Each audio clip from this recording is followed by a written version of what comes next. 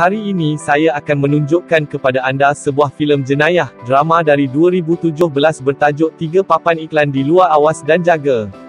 Pada suatu pagi, apabila seorang ibu pertengahan umur yang bersedih, Mildred, melihat 3 papan iklan rosak diletakkan dalam satu barisan, dia mendapat idea tentang cara untuk menolak jabatan polis bandaraya.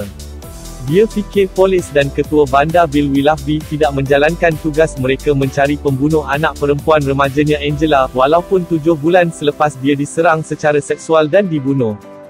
Dia menyewa papan iklan daripada ejen papan iklan Welby selama setahun, membayar RM5 terlebih dahulu untuk bulan pertama.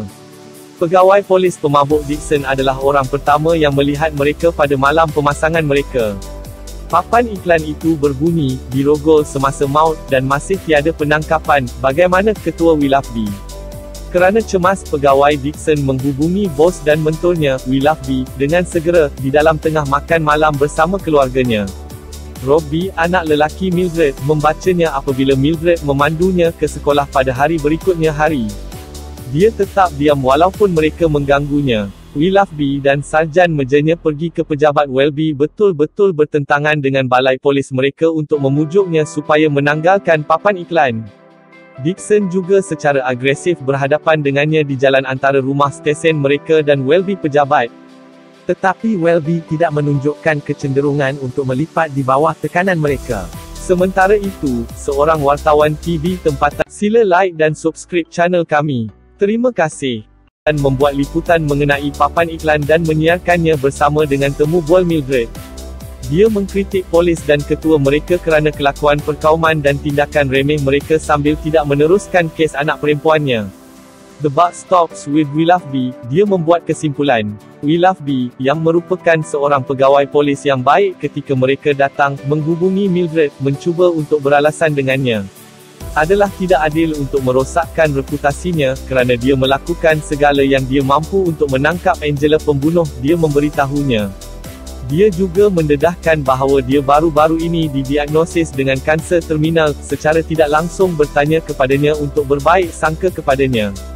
Tetapi Mildred tidak berganjak. Nah, papan iklan itu tidak akan berkesan selepas anda berkokok, bukan? Malam itu Mildred juga menyatakan niatnya jelas kepada Dixon, Welby, dan pengagum kecilnya dan jurujual kereta, James, apabila dia terserempak dengan mereka di sebuah bar.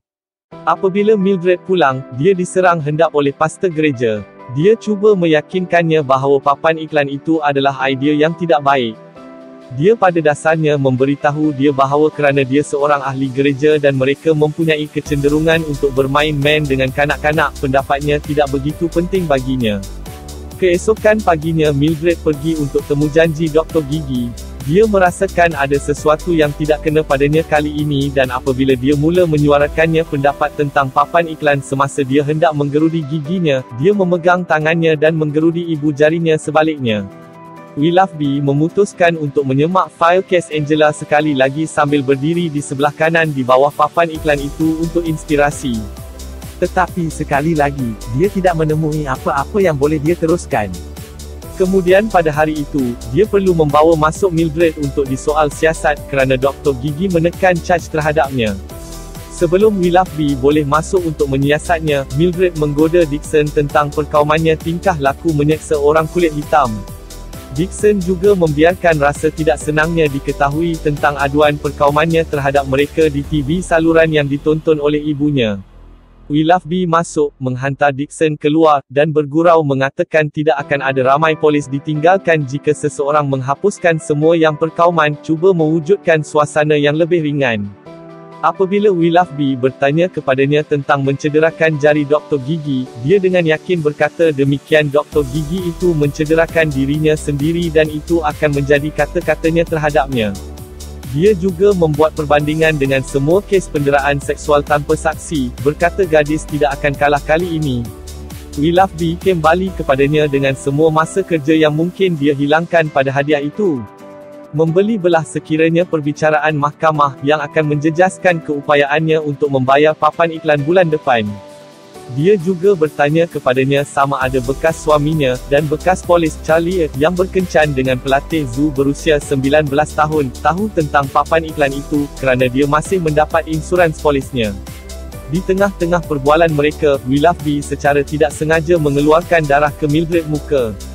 Dia segera meminta maaf kepadanya dan kemudian mengarahkan timbalannya Dixon yang enggan membenarkannya pergi semasa masih dibawa dengan pengusung ke dalam ambulans. Kemudian pada hari itu, apabila Mildred memandu Robbie dari sekolah dan melalui papan iklan, Robbie tidak dapat menyembunyikan kemarahannya kepada ibunya kerana perincian yang mengerikan dalam papan iklan itu, yang terus mengingatkannya tentang kematian ngeri adiknya. Selepas sampai di rumah, Mildred melihat ke bilik Angela yang mengingatkannya tentang pertengkaran antara dia, Angela, dan Robbie pada hari yang menentukan. Di penghujung pergaduhan, Mildred yang jengkel meminta Angela berjalan daripada memberinya kunci kereta. Ketika Angela pergi dengan marah, dia menjerit, "Saya harap saya dirogol dalam perjalanan," yang mana Mildred menjawab, "Saya juga berharap perkara yang sama." Dia menyakitkan. Teringat kata-kata terakhirnya, Mildred dan Robbie mendapati semangat saudara mereka kembali pada waktu pagi dengan kelakar biasa mereka lelucon kesat sebelum bekas suaminya yang memukul isterinya Charlie muncul bersamanya yang muda dan bodoh teman wanita. Dia masuk dengan marah tentang papan iklan, dan apabila ketegangan meningkat dalam perbualan mereka, dia menangkap Mildred di tekaknya. Robbie berdiri untuk ibunya, mengancam ayahnya dengan pisau. Sebelum pergi, Charlie memberitahu Mildred bagaimana dia meyakinkan Angela untuk tinggal bersama Mildred apabila dia mahu tinggal bersamanya. Jika dia tidak berbuat demikian, Angela pasti masih hidup. Sementara itu, Willoughby menyedari bahawa hari-harinya sudah terhitung sekarang, sebagai doktor mengatakannya tanpa berkata. Mengambil ketiadaan Willoughby sebagai satu kelebihan, dan beberapa nasihat daripada ibunya, Dixon menangkap satu-satunya kawan Mildred, Dennis kerana memiliki periuk. Dia kemudian memberitahu Mildred bahawa Dennis tidak akan mendapat jaminan juga, seperti yang dia beritahu hakim pelanggarannya sebelum ini. Mildred betul-betul membuat spekulasi tentang ibu Dixon yang membimbingnya, dan itu sudah cukup untuk ditutup dia bangun. Willoughby menghabiskan hari yang baik dengan isterinya yang cantik, Anne, dan dua anak di tepi sungai. Mildred menjumpai seekor rusa comel berhampiran papan iklan semasa dia meletakkan bakul bunga. Dia membuat perbualan berat sebelah dengan rusa itu, tertanya-tanya sama ada ia boleh dijelmakan semula anak perempuan, seperti pemikiran gila. Kemudian Mildred bertemu dengan Welby, yang telah menjadi tempat yang lemah untuk Willoughby sejak dia belajar tentang masalah kansernya. Dia meminta Mildred untuk bayaran bulan depan dalam masa beberapa hari yang dia tahu sukar untuk dia. Namun, pembantu gadisnya tergesa-gesa masuk dengan sampul surat $5,000 yang adil dihantar oleh budak penghantaran Meksiko. Nota di dalam sampul menyatakan ia adalah untuk sewa papan iklan Mildred.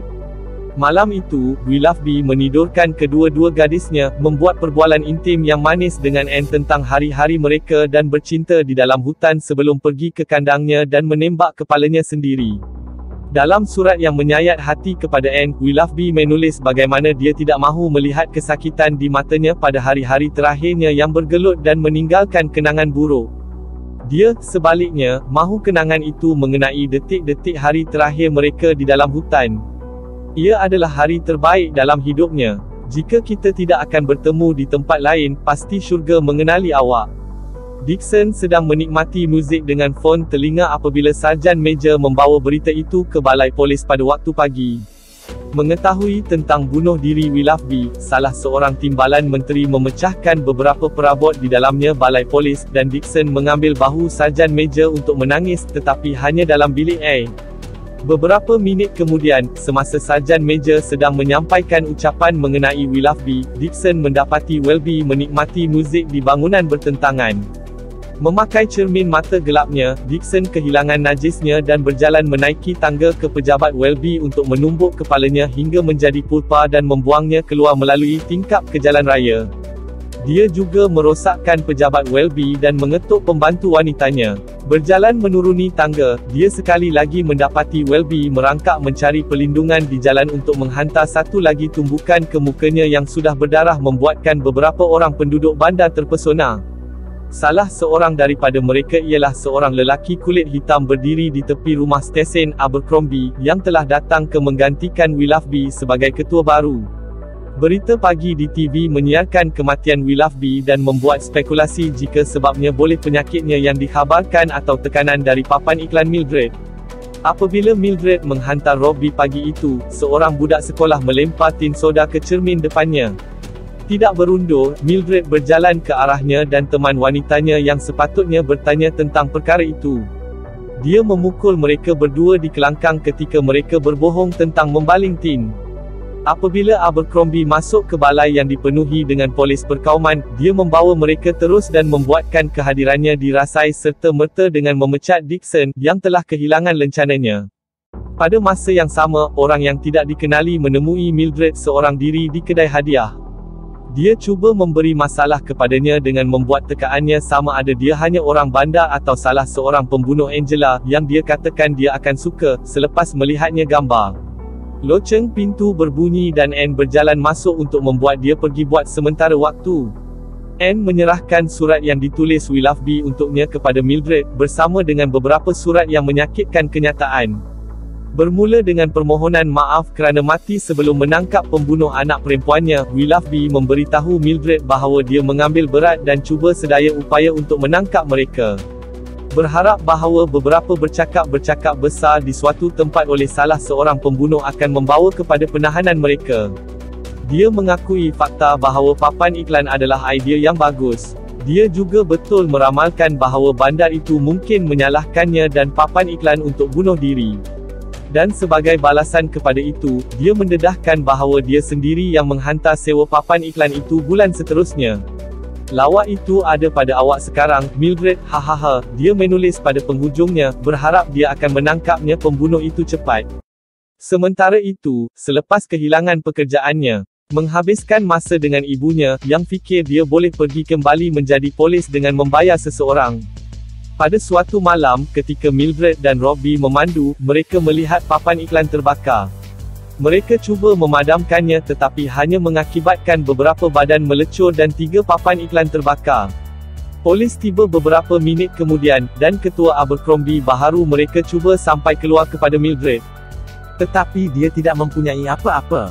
Apabila dia melewati mereka lagi pada waktu pagi, seorang wartawan TV dengan juru kamera membuat spekulasi ia boleh menjadi penghujung saga papan iklan. Mildred yang marah memberi wartawan wanita itu seteguk penderaan dan mengisytiharkannya hanyalah permulaan. Sementara itu, Dixon mendapat panggilan daripada Sarjan Major, kerana Anne telah memberikan surat itu kepadanya. Willoughby telah menulis untuk Dixon. Sarjan meminta Dixon mengambil surat itu dari rumah stesen selepas waktu bekerja. Dia memintanya untuk menggunakan kunci pintu belakang yang masih ada Dixon dan meninggalkan kunci itu juga. Malam itu Dixon masuk ke rumah stesen. Dengan fon telinganya, dia mula membaca surat itu menggunakan obor. Willoughby memberitahu Dixon betapa baiknya dia menganggapnya. Dia menasihatinya untuk membuang rasa benci yang tumbuh di dalam hatinya sambil berdiri sendiri ibunya sepanjang hidupnya. Ia adalah satu kemestian jika dia benar-benar mahu menjadi seperti yang dia mahu, seorang detektif. Dia meminta Dixon untuk mencuba cinta untuk perubahan. Dengan cinta datang ketenangan dan pemikiran, yang penting untuk seorang detektif. Semasa Dixon membaca surat Willoughby, Mildred berjalan ke arah yang ditinggalkan pejabat Welby berhadapan dengan Station House. Dia menelefon stesen beberapa kali untuk memastikan tiada sesiapa di dalam. Dixon, bagaimanapun, tidak mendengar deringan telefon dengan fon telinganya dihidupkan sehingga salah satu daripadanya banyak molotov yang dilemparkan oleh Mildred menyentaknya ke tanah. Tiba-tiba dikelilingi oleh api, Dixon berdiri semula di atas kakinya hanya untuk melihat mata Angela. File case. Dia menyelamatkannya daripada terbakar sebelum melompat melalui tingkap dengan badannya terbakar. Nasib baik, James segera menemui Dixon untuk melelapkan api. Malah Mildred melihat Dixon dan dia berjalan menuruni tangga. Dia mendapati James membantu Dixon dan file case anak perempuannya di kakinya di jalan raya. Polis tiba tidak lama lagi, dan James menjadi alibi Mildred untuk malam ketika Abercrombie pertanyaan. James mendapat temu janji makan malam dengan Mildred untuk kebaikannya, tetapi Mildred menjadikannya cantik jelas bahawa ia hanya akan menjadi makan malam. Dixon sampai ke hospital dan dibalut dengan balutan dari kepala ke kaki. Dia secara kebetulan mendapati dirinya di sebelah Welby, yang masih dirawat di hospital. Tidak dapat mengenal pasti Dixon, Welby cuba menceriakan pesakit baharu yang melecur teruk dengan menawarkan dia jus oren. Dixon mula menangis dan meminta maaf. Apabila Welby menyedari siapa dirinya, dia hampir tidak dapat menahan dirinya. Dia masih membawakan segelas jus dan tempang kembali ke katilnya. Jerome, lelaki yang merupakan salah seorang anak kapal yang telah memasang papan iklan, mencapai kepada Mildred dengan pendua poster. James cuba menjadi sukan, memegang tangga Mildred yang sudah mantap semasa dia meletakkannya poster kembali semula pada papan iklan dengan bantuan daripada Jerome dan Robbie. Rakan Mildred, Denise bertemu mereka di sana semasa dia keluar dari penjara.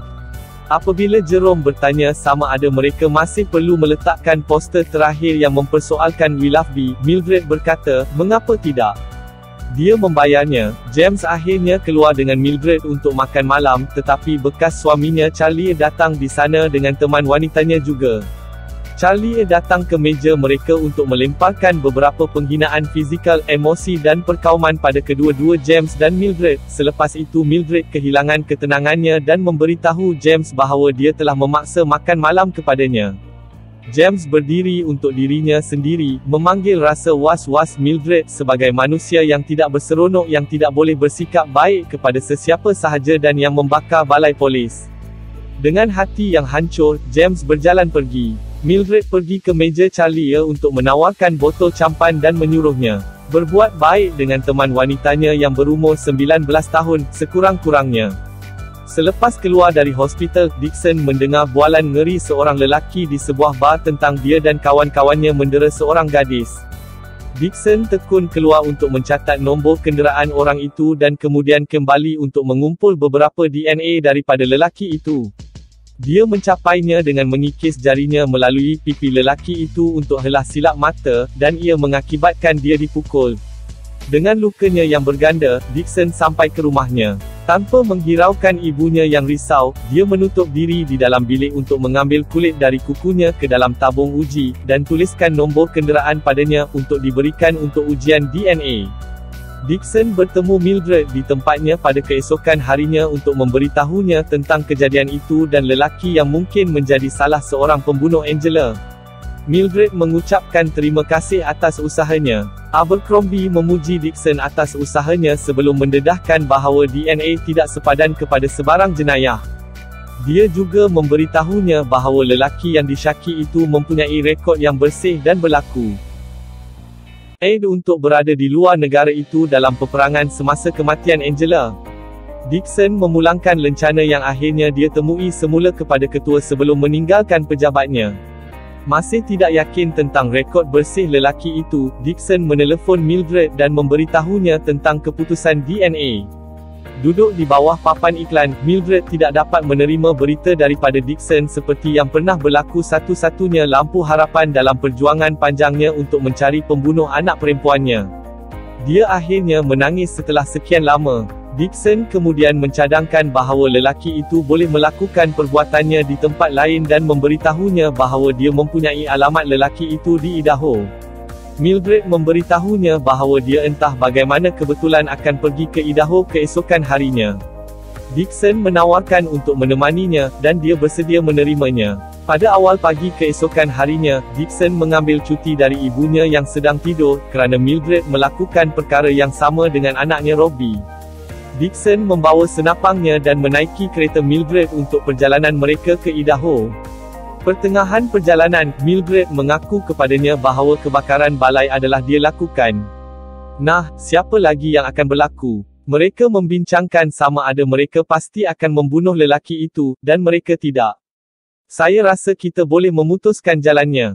Tamat. Terima kasih kerana menonton. Sila like dan subscribe channel kami. Sila layari peti deskripsi channel ini untuk beri sokongan anda.